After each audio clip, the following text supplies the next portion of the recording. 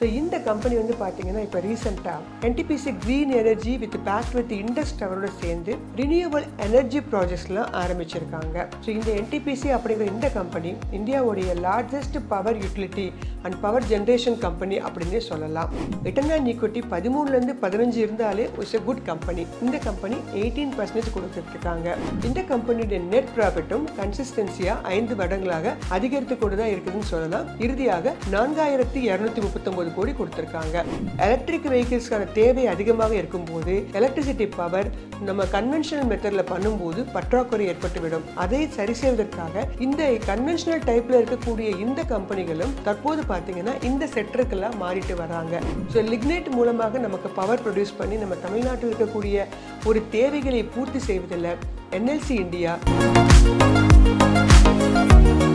கட்டுமானத்தின் வலிமை, கட்டிடங்களின் பாதுகாப்பு, ஸ்ரீ துர்கா டிஎம்டி கம்பிகள்.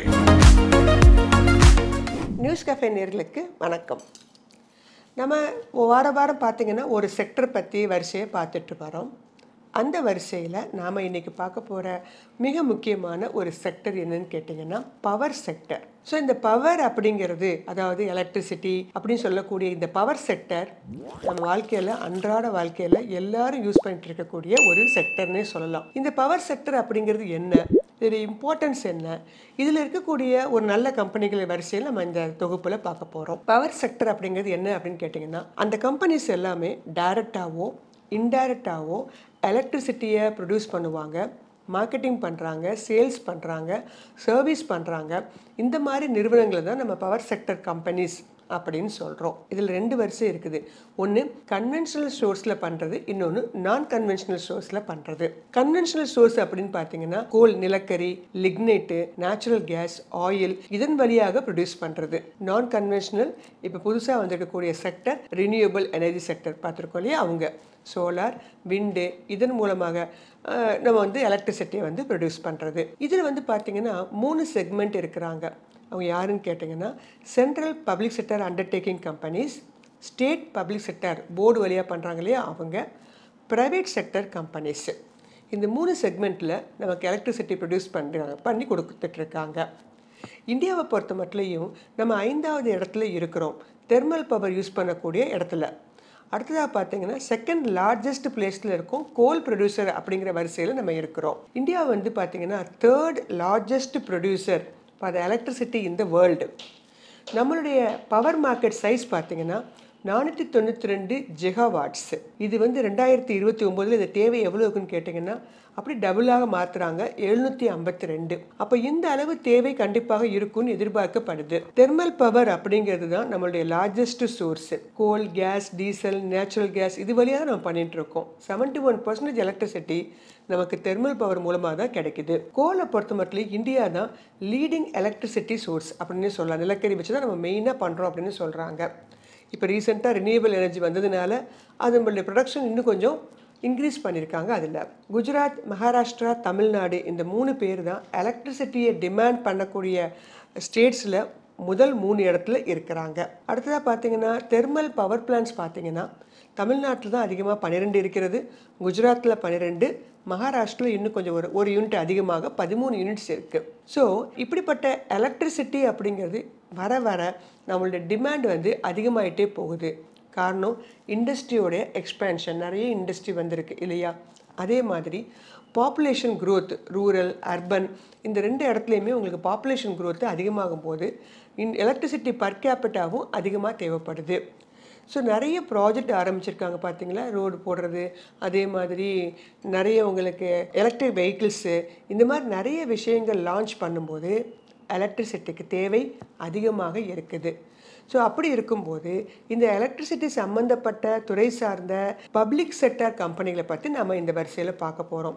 ப்ரைவேட் செக்டர் தனியாக இருக்கிறாங்க. ப்ரைவேட் செக்டர்னு பார்த்தீங்கன்னா டாடா பவர், அதானி பவர் அந்த மாதிரி ப்ரைவேட் செக்டர் கம்பெனிஸும் இருக்காங்க. நாம் இந்த பதிவின் போது நமக்கு நன்கு தெரிந்த ஒரு சென்ட்ரல் பப்ளிக் செக்டார் கம்பெனிகளை பற்றி ஒரு 5 கம்பெனிகளை பற்றி நம்ம பார்க்க போகிறோம்.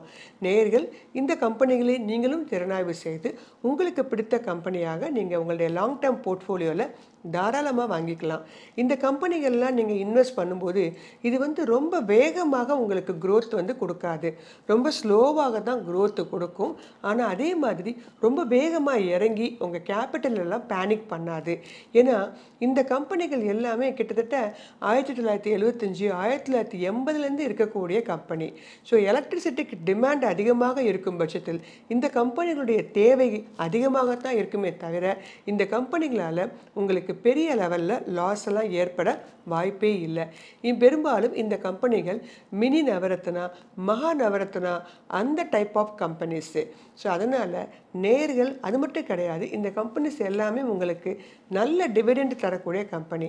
டிவிடெண்ட்டை மட்டும் எதிர்பார்த்து வாங்குறவங்களுக்கு இந்த பவர் செக்டரில் இருக்கக்கூடிய இந்த central public sector undertaking companies எல்லாமே ஒரு நல்ல சாய்ஸாக கண்டிப்பாக இருக்கும். பவர் செக்டர் வரிசையில் நம்ம ஃபஸ்ட்டாக பார்க்க போகிற முதல் company NTPC, national thermal power corporation அப்படிங்கிறது தான் இவங்களுடைய ஃபுல் எக்ஸ்பேன்ஷன். இவங்க மெயினாக என்ன பண்ணுறாங்க? Power generation and distribution company.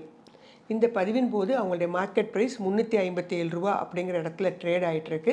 இவங்களுடைய மார்க்கெட் கேப் 3,46,122 கோடி. இந்த கம்பெனியுடைய ஃபேஸ் வேல்யூ 10 ரூபா. ஸ்வாட் அனாலிசிஸில் கிட்டத்தட்ட 9 பாயிண்ட்ஸ் தன்னகத்தை வச்சிருக்கு. நல்ல டிவிடெண்ட் ஈல்டு தரக்கூடிய கம்பெனி 2.02% கொடுக்குறாங்க. ஸோ இவங்களுடைய புக் வேல்யூ 143 ரூபா இருக்குது. இவங்க தேர் த மார்க்கெட் லீடர். இந்த கம்பெனியோட மியூச்சுவல் ஃபண்ட் ஸ்கீம்ஸ்லாம் பார்த்தீங்கன்னா 38லேருந்து 39 இன்க்ரீஸ் பண்ணியிருக்கிறாங்க. எஃப்ஐஐஸும் இன்க்ரீஸ் பண்ணியிருக்கிறாங்க. இவங்களுடைய நெட் ப்ராஃபிட் கடந்த 5 வருடங்களாக அதிகரித்துக்கிட்டு தான் இருக்கிறதே தவிர குறைந்ததே கிடையாது. கடைசியாக 16,341 கோடி கொடுத்துருக்காங்க. Return on equity 11.5%. Dead equity பார்த்தீங்கன்னா 1.5. ப்ரமோட்டர் 51%, எஃப்ஐஐஸ் 17%, டிஐஐ 27% வச்சுருக்காங்க. பப்ளிக் நாம தான் கொஞ்சம் கம்மியாக வச்சுருக்கோம். நெட் சேல்ஸு இவங்களுடைய காம்படிட்டர்ஸாக இருக்கக்கூடிய டாடா பவர், அதானி பவரை விட ரொம்ப ஹையில் வச்சுருப்பாங்க.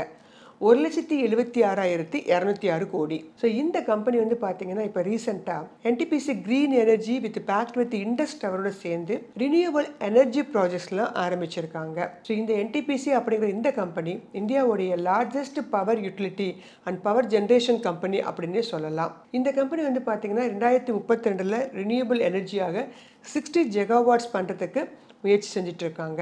இவங்க ஒரு chain of power generation company அப்படின்னே சொல்லலாம். பவர் ஜென்ரேஷன் மட்டும் கிடையாது, power trading, ash utilisation, coal mining இதெல்லாம் பண்ணிட்டு இருக்கக்கூடிய ஒரு ஸ்திரமான ஒரு நல்ல கம்பெனி அப்படின்னா நம்ம தாராளமாக என்டிபிசியை சொல்லலாம். ஸோ இப்போ விலையும் பார்த்தீங்கன்னா உங்களுக்கு ஒரு அஃபோர்டபுள் ரேட்டில் இருக்கக்கூடிய ஒரு கம்பெனி. ஸோ இந்த என்டிபிசி அப்படிங்கிற இந்த கம்பெனி உங்கள் போர்ட்ஃபோலியோவில் இருக்கான்னு பாருங்கள். இல்லாதவங்க இதை சிறுக சிறுக வாங்கிறதுக்கு முயற்சி பண்ணுங்கள். ரொம்ப ஸ்லோவாக ஏறினா கூட கன்சிஸ்டன்ட் க்ரோத் தரக்கூடிய ஒரு சிறந்த கவர்மெண்ட் செக்டர் கம்பெனி. இந்த வரிசையில் இரண்டாவதாக நம்ம பார்க்க போகிற கம்பெனி பவர் கிரிட் கார்பரேஷன் அப்படின்னு சொல்லக்கூடிய இந்த கம்பெனி. இந்த கம்பெனியுடைய கரண்ட் மார்க்கெட் ப்ரைஸ் இந்த பதிவின் போது 295 ரூபா அப்படிங்கிற இடத்துல ட்ரேட் ஆகிட்டு இருக்கு. ஒரு ஷார்ட் டேர்ம் டார்கெட்டாக 355 வைத்துக்கொள்ளலாம். கொஞ்சம் இறங்குமான்னு கேட்டிங்கன்னா மார்க்கெட் கரெக்ஷன் போது எல்லா கம்பெனியுமே இறங்குவது வழக்கம். இந்த கம்பெனிகளும் கண்டிப்பாக இறங்கும். சிறிதளவு இறங்குவதற்கான வாய்ப்புகளும் உண்டு. இவங்களுடைய மார்க்கெட் கேப் 2,73,623 கோடி. ஸ்வாட் அனாலிசிஸில் 8 பாயிண்ட்ஸ் வச்சுருக்கிறாங்க. இந்த கம்பெனி ஒரு நல்ல ஹை டிவிடெண்ட் ஈல்டுன்னு சொல்லலாம். கிட்டத்தட்ட 6.39% கொடுக்குறாங்க. டிவிடெண்ட்டை மட்டும் பேஸ் பண்ணி வாங்கணும்னு நினைக்கிறவங்களுக்கு பவர் கிரிட் ஒரு மிகச்சிறந்த சாய்ஸாக இருக்கும். பெரிய பெரிய கம்பெனிகள் கூட இந்த அளவு டிவிடெண்ட் கொடுக்கறது கிடையாது. ஃபேஸ் வேல்யூ 10 ரூபா, புக் வேல்யூ 6.3 ரூபா. நல்ல குட் ஃபினான்ஷியல் இருக்கக்கூடிய கம்பெனி தான். மியூச்சுவல் ஃபண்ட்ஸ்லாம் இன்க்ரீஸ் பண்ணிட்டு வராங்க. அவங்களுடைய ஸ்கீம்ஸ் 36லேருந்து ஸ்கீம்ஸை 38 மாற்றிருக்காங்க. இவங்களுடைய நெட் ப்ராஃபிட்டும் கடந்த 5 வருடங்களாக அதிகரித்து கொண்டு தான் இருக்குதுன்னு சொல்லலாம். 15,499 கோடி கொடுத்துருக்காங்க. ரிட்டர்ன் ஆன் ஈக்விட்டி நல்ல ரிட்டர்ன் ஆன் ஈக்விட்டி உள்ள கம்பெனி 18.57. ஜென்ரலாக ரிட்டர்ன் ஆன் ஈக்விட்டி 13லேருந்து 15 இருந்தாலே இட்ஸ் எ குட் கம்பெனி. இந்த கம்பெனி 18% கொடுத்துருக்காங்க. ப்ரமோட்டர் 51%, எஃப்ஐஐஸ் 29%, டிஐஐ 15% இருக்கக்கூடிய ஒரு கம்பெனி. இந்த கம்பெனி பார்த்தீங்கன்னா இவங்களுடைய நெட் சேல்ஸு என்டிபிசியை விட கொஞ்சம் கம்மி தான் இருந்தாலுமே நல்ல ஒரு சேல்ஸ் பேக் வச்சுருக்காங்க. 45,581 கோடி வச்சிருக்கிறாங்க. இந்த கம்பெனி வந்து பார்த்தீங்கன்னா மகாநவரத்னா அப்படின்னு சொல்லக்கூடிய ஒரு பப்ளிக் செக்டர் என்டர்பிரைஸ் கம்பெனி. 1989 இருக்கக்கூடிய ஒரு கம்பெனி. மினிஸ்ட்ரி ஆஃப் பவர் அந்த டிபார்ட்மெண்ட்டுக்கு கீழே இந்த கம்பெனிஸ் இருக்கிறாங்க. பவர் கிரிட் வந்து ரீசெண்டாக பார்த்தீங்கன்னா ராஜஸ்தான், குஜராத்தில் ஒரு ப்ராஜெக்ட் அசைன் பண்ணுறதுக்காக வின் பண்ணியிருக்கிறாங்க அவங்களுடைய பிட்டிங்கில். இந்த கம்பெனி வந்து ஒரு ஸ்ட்ராங் அண்ட் வைப்ரேட் நேஷ்னல் கிரிட்டை வந்து ஃபார்ம் பண்ணக்கூடிய கம்பெனி. அர்பன் அந்த மாதிரி ரூரல் ஏரியாஸ் எல்லாத்துலேயுமே இவங்க வந்து இப்போ வந்து ரீசெண்டாக டெலிகாம் பிளேயர்ஸோட ஜாயின் பண்ணி நிறைய கிரிட் ஃபார்மேஷனை கொடுத்துட்டு வராங்க. இவங்க மெயினாக பார்த்தீங்கன்னா transmission of power from the different states of India, அதான் இவங்களுடைய மெயினான ஒர்க்கு. ஸோ கிரிட்டை வந்து ஃபார்மேஷன் பண்ணி அதன் மூலமாக எலக்ட்ரிசிட்டியை மற்ற எல்லா ஸ்டேட்ஸுக்கும் பாஸ் பண்ணுறதுக்குரிய மிக முக்கியமான ஒரு மிகச்சிறந்த ஒரு மகாநவரத்ன கம்பெனி இந்த பவர் கிரிட் அப்படின்னு சொல்லக்கூடிய இந்த கம்பெனி. ஸோ டிவிடெண்ட் பேஸ் பண்ணுறவங்களுக்கு வெரி குட் சாய்ஸ். நீண்ட கால அடிப்படையில் வாங்குறவங்களுக்கும் ஒரு சிறந்த சாய்ஸாக பவர் செக்டர் வரிசையில் இந்த கம்பெனி கண்டிப்பாக இருக்கும். மூன்றாவதாக பவர் செக்டர் வரிசையில் நம்ம பார்க்க போகிற கம்பெனி NHPC அப்படின்னு சொல்லக்கூடிய கம்பெனி. அதாவது national hydro electric power corporation அப்படிங்கிற இந்த கம்பெனி ஒரு mini Ratna type of company. இந்த கம்பெனியுடைய கரண்ட் மார்க்கெட் ப்ரைஸ் 92 ரூபா அப்படிங்கிற இடத்துல ட்ரேட் ஆகிட்டு இருக்கு.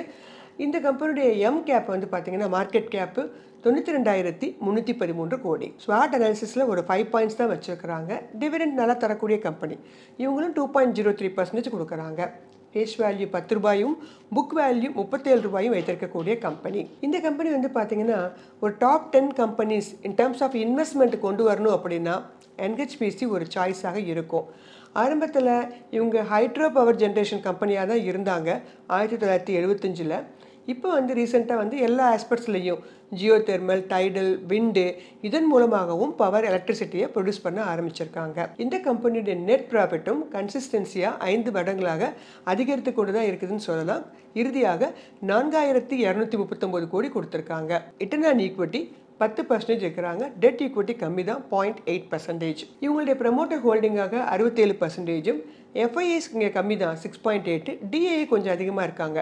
டொமஸ்டிக் இன்ஸ்டிடியூஷனல் இன்வெஸ்டர்ஸ் 12% இருக்காங்க. நெட் சேல்ஸ் 10,607 கோடி வச்சிருக்கிறாங்க இந்த கம்பெனி. இவங்க வந்து பார்த்தீங்கன்னா இப்போ க்ரீன் எனர்ஜியாகவும் ஆரம்பிச்சிருக்காங்க. Green energy company solar and wind power மூலமாகவும் ரீசெண்டாக எலக்ட்ரிசிட்டி வந்து ரினியூவபிள் எனர்ஜி மூலமாக எந்தெந்த கம்பெனிஸ்லாம் தயாரிக்க முடியுமோ அது எல்லாத்துலேயுமே மும்முரப்பாக இறங்கி கொண்டு இருக்கிறது.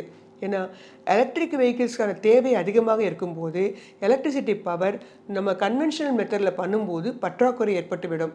அதை சரி செய்வதற்காக இந்த கன்வென்ஷனல் டைப்பில் இருக்கக்கூடிய இந்த கம்பெனிகளும் தற்போது பார்த்திங்கன்னா இந்த செக்டருக்கெல்லாம் மாறிட்டு வராங்க.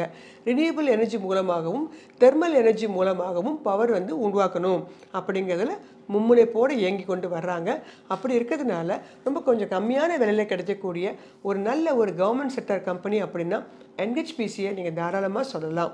ஸோ நல்ல டிவிடெண்ட் தரக்கூடிய கம்பெனி. நீண்ட கால அடிப்படையில் வாங்குறவங்களுக்கு NHPC ஒரு நல்ல சாய்ஸாக கண்டிப்பாக இருக்கும். இந்த வரிசையில் நான்காவதாக நம்ம பார்க்க போகிற கம்பெனி SJVN அப்படின்னு சொல்லக்கூடிய இந்த கம்பெனி. சட்லஜ் ஜால் வித்யுத் நிஜான் அப்படிங்கிற பேர் தான் SJVN அப்படின்னு சொல்லக்கூடிய இந்த கம்பெனி.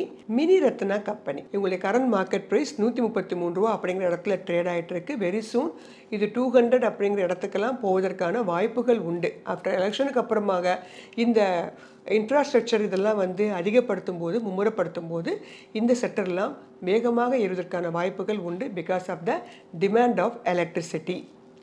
இந்த கம்பெனியுடைய எம் கேப்பு 52,384 கோடி. டிவிடெண்ட் ஈல்டு தரக்கூடிய கம்பெனி தான் 1.33 கொடுக்குறாங்க.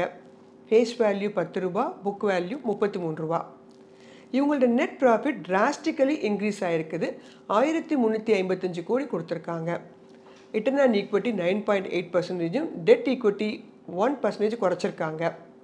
ப்ரமோட்டர் 81%, FIIs DIS தான் இங்கே கொஞ்சம் கம்மி தான். ஏன்னா ப்ரமோட்டர் பர்சன்டேஜ் தான் இங்கே அதிகம். மியூச்சுவல் ஃபண்டு இன்க்ரீஸ் ஆகிட்டு இருக்காங்க. FIIஸும் இன்க்ரீஸ் பண்ணியிருக்கிறாங்க. இவங்க நெட் சேல் பேக்கப்பாக 2,938 கோடி வைத்திருக்கிறாங்க. இந்த SJVN அப்படின்னு சொல்லக்கூடிய இந்த கம்பெனியும் க்ரீன் எனர்ஜி பண்ணி அவங்களுடைய பேக்கில் கிட்டத்தட்ட 200 மெகாவாட் சோலார் ப்ராஜெக்டை குஜராத்லேருந்து வின்னிங் பண்ணி வாங்கி வச்சுருக்கிறாங்க. அதனால் வெரி சூன் இது ஏறுவதற்கான வாய்ப்புகள் உண்டு. இந்த company hydro electric power generation பண்ணுறாங்க. இவங்க ஜாயிண்ட் வெஞ்சர் வச்சுருக்காங்க. யார் கூடனா கவர்மெண்ட் கூடயும் அண்ட் ஆல்சோ ஹிமாச்சல் பிரதேஷ் இருக்கக்கூடிய ஸ்டேட் கவர்மெண்ட்டோடையும் ஜாயிண்ட் வெஞ்சர் வச்சு இந்த கம்பெனி பவர் ப்ரொடக்ஷனை பண்ணிட்டு வர்றாங்க.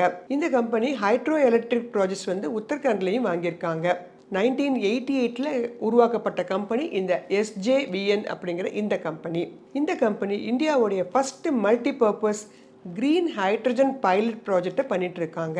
14 kg கிரீன் ஹைட்ரஜன் டெய்லி இவங்க மேனுஃபேக்சரிங் பண்ணுறதுக்காக ஒரு மும்முனைப்போட இயங்கிட்டு இருக்காங்க. ஸோ கிரீன் ஹைட்ரஜன் தேவைகள்லாம் இப்போ நவடேஸ் கொஞ்சம் அதிகமாக தேவைப்பட்டு இருக்கு. ஸோ அதன் காரணமாக கொஞ்சம் சின்ன கம்பெனியாக இருந்தால் கூட வெரி சூன் இந்த கம்பெனி உங்களுக்கு ஒரு நல்ல ப்ராஃபிட்டபிள் கம்பெனியாக மாறும். ஸோ SJVN அப்படின்னு சொல்லக்கூடிய இந்த mini Ratna company power sector வரிசையில் ஒரு நல்ல சாய்ஸாக ஒரு நல்ல தேர்வாக உங்களுக்கு நீண்ட கால அடிப்படையில் இருக்கும் அப்படிங்கிறதுல எந்த சந்தேகமுமே இல்லை. ஐந்தாவதாக பவர் செக்டர் வரிசையில் நம்ம பார்க்க போகிறது நம்ம தமிழ்நாட்டில் இருக்கக்கூடிய NLC இந்தியா அப்படின்னு சொல்லக்கூடிய இந்த கம்பெனி, நெய்வேலி லிக்னைட் கார்பரேஷன் அப்படிங்கிற இந்த கம்பெனி. இதோடைய கரண்ட் மார்க்கெட் ப்ரைஸ் 240 ரூபா அப்படிங்கிற இடத்துல ட்ரேட் ஆகிட்டு இருக்கு. மார்க்கெட் கேப் 33,196 கோடி. ஃபேஸ் வேல்யூ 10 ரூபாயாக இருக்கிறாங்க. இவங்களுடைய புக் வேல்யூ 118 ரூபா அப்படிங்கிற இடத்துல இருக்குது. நல்ல ஸ்ட்ராங் ஃபினான்ஷியல் இருக்கக்கூடிய ஒரு கம்பெனி. இந்த கம்பெனியோட டிவிடெண்ட்டும் 1.50 கொடுத்துட்டு இருக்காங்க. CAGR பார்த்தீங்கன்னா 14.5% இருக்காங்க. FISம் இன்க்ரீஸ் பண்ணியிருக்காங்க. 1.2லேருந்து 2.39. FIS கொஞ்சம் இன்க்ரீஸ் பண்ண ஆரம்பிச்சிருக்காங்க. அதன் காரணமாக ரேட் ஏறுவதற்கான வாய்ப்புகள் உண்டு. இந்த கம்பெனியோட நெட் ப்ராஃபிட் 1425 கோடியாகவும் ரிட்டர்ன் ஆன் ஈக்விட்டி 9.2% இருக்கு. டெட் ஈக்விட்டிஸை இவங்க கன்சிடபிளாக குறைச்சிருக்கிறாங்க. ப்ரமோட்டர்ஸ் 72%, DII 17% இருக்கிறாங்க. நெட் சேல்ஸ் 16,165 கோடி. இந்த கம்பெனியும் பார்த்தீங்கன்னா ஒரு நவரத்ன கம்பெனி தான். இந்த கம்பெனி 1956லேருந்து இருக்கிறாங்க. இவங்க மெயினாக பார்த்தீங்கன்னா லிக்னைட் பேஸ்டு கம்பெனி. அதன் மூலமாக பவர் ஜென்ரேட்டிங் பண்ணுறாங்க. Lignite mining and also power generation வச்சுக்கலாம். 4 பவர் ஜென்ரேஷன் யூனிட் வைத்திருக்கிறாங்க. இந்த company ISO certified company for the quality management as well as environmental management வைஸும் இவங்க ஒரு சிறந்த கம்பெனியாக இருக்கிறாங்க. ஸோ லிக்னைட் மூலமாக நமக்கு பவர் ப்ரொடியூஸ் பண்ணி நம்ம தமிழ்நாட்டில் இருக்கக்கூடிய ஒரு தேவைகளை பூர்த்தி செய்வதில் NLC இந்தியா ஒரு மிக முக்கிய இடத்தை வைத்திருக்குது. அப்படிப்பட்ட இந்த கம்பெனி நம்மளுடைய போர்ட்ஃபோலியோவும் இருந்தது அப்படின்னா நிச்சயமாக ஒரு நல்ல லாபத்தை நமக்கு கொடுக்கும். ஸோ நம்ம சொன்ன இந்த 5 கம்பெனிக்குமே பார்த்தீங்கன்னா கவர்மெண்ட் கம்பெனிஸ்க்காக இருக்கக்கூடிய சென்ட்ரல் கவர்மெண்ட் கம்பெனிஸ். இந்த கம்பெனிஸ்களை நீங்கள் நீண்ட கால அடிப்படையில் வாங்கும்போது மிக மிக குறைந்த விலையில் தான் உங்களுக்கு கிடைக்கிறது. அது மட்டும் கிடையாது, இது பெரிய லெவலில் உங்களுக்கு டவுன் ட்ரெண்ட்லலாம் போகிறதுக்கான வாய்ப்புகளும் கம்மியாக, அதே சமயம் நல்ல டிவிடெண்டும் தரக்கூடிய கம்பெனிகளாக இருக்குது. பவர் செக்டர் அப்படிங்கிறது டிமாண்டபிள் செக்டர். இன்னும் வரக்கூடிய வருடங்களில் இதோடைய தேவை இன்னும் அதிகமாக இருக்கும் பட்சத்தில் இந்த கம்பெனிகள் உங்களுக்கு ஒரு நல்ல லாபத்தை கொடுக்கும் அப்படிங்கிறதுல எந்த விதமான சந்தேகமும் இல்லை. நேயர்கள் மீண்டும் ஒரு முறை திறனாய்வு செய்து இந்த கம்பெனிகள் உங்களுக்கு எது பிடிச்சிருக்கோ தாராளமாக அந்த கம்பெனிகள் ஏதாவது ஒன்றையாவது வாங்கி வச்சுக்கிட்டிங்கன்னா அது உங்களுக்கு பவர் செக்டரில் சிறந்த கம்பெனியாக அமையும் என்பதில் எந்த விதமான சந்தேகமும் இல்லை. நன்றி, வணக்கம். இந்த வீடியோ உங்களுக்கு பிடிச்சிருந்தா லைக் பண்ணுங்க, ஷேர் பண்ணுங்க, கமெண்ட் பண்ணுங்க. மறக்காம பெல் பட்டனை கிளிக் பண்ணிட்டு சப்ஸ்கிரைப் பண்ணிடுங்க.